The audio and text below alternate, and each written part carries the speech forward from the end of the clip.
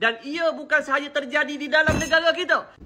Bila aku teliti dan aku fokus tengok benda ni, aku nampak misi yang mereka ceritakan ni, yang berlaku ni adalah lakonan semata-mata. Confirm. 99% lakonan.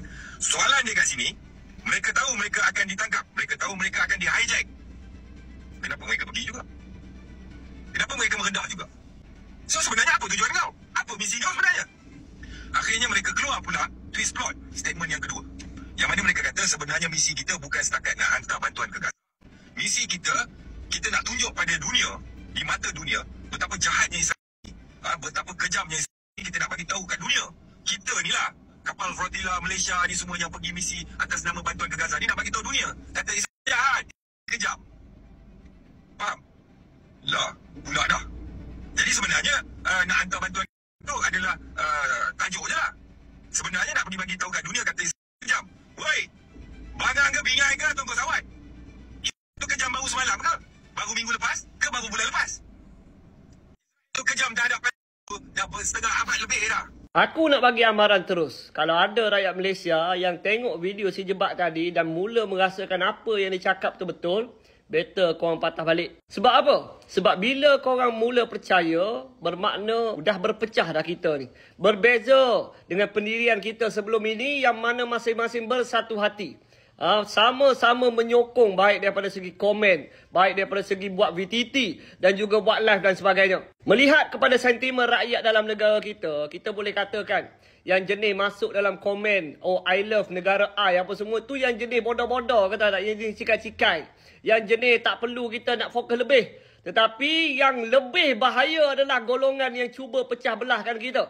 Dengan menghadirkan persoalan, keraguan. Dengan menghadirkan berita-berita dan teori konspirasi macam ni. Itulah kita kena hati-hati. Perincikan setiap daripada baik-baik perkataan yang dikeluarkan. Dan kalau korang turuti kenyataan-kenyataan yang pernah dikeluarkan. Dia mula pada awalnya cuba nak timbulkan keraguan.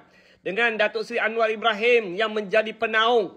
Yang kononnya mengatakan Datuk Seri Anwar ni ada link ataupun deal selebih awal untuk tangkap aktivis-aktivis kita. Dan hari ni dengan jelas dan nyata, dia mula mengatakan aktivis kita apa semua yang pergi tu hanyalah sekadar satu lakonan. Dan Alhamdulillah aku salute kepada aktivis yang pergi kat sana sebab ia telah pun memberikan kita beberapa pengajaran. Banyak hikmah yang berlaku setelah berlakunya hal ini. Yang pertama sekali, yang pertama sekali, kalau korang masih lagi menjadi manusia yang menilai orang daripada segi luaran, sebenarnya better sekali korang berhenti. Dengarlah ataupun pandanglah seseorang itu daripada apa yang dia utarakan dan apa yang dia cakap. Bukan berpaksikan kepada luaran semata-mata. Sebab luaran ni kita boleh touch up, kita boleh make up, kita boleh letak apa yang menjadi kehendak rakyat majoriti dalam negara ni.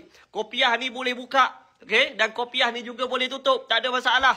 Kau pernah dengar tak teori pecah dan perintah? Yang mana untuk memerintah dan menakluk sesuatu kelompok itu, mereka pada awalnya perlu memecahkan mereka terlebih dahulu.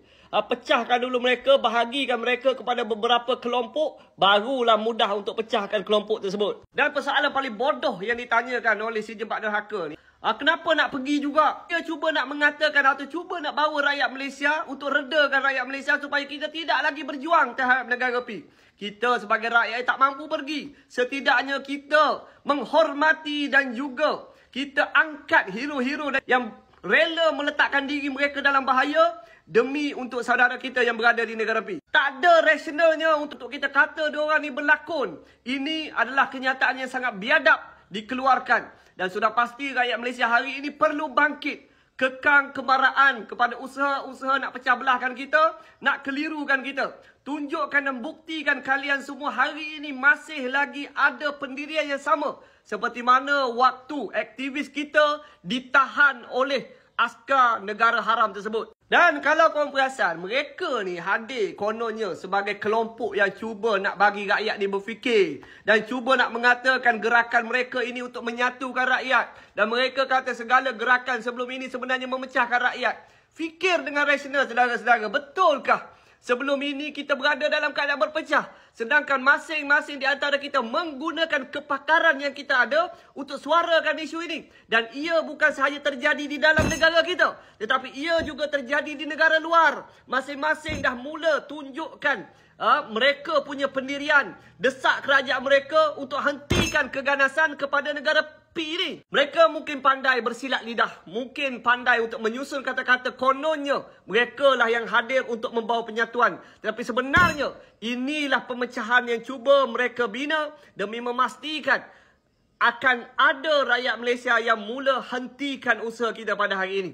Jadi kita perlu bangkit dan teruskan usaha ini. Jangan termakan dengan dakwah songsang sebegini. Dakwah yang cuba memecah belahkan kita.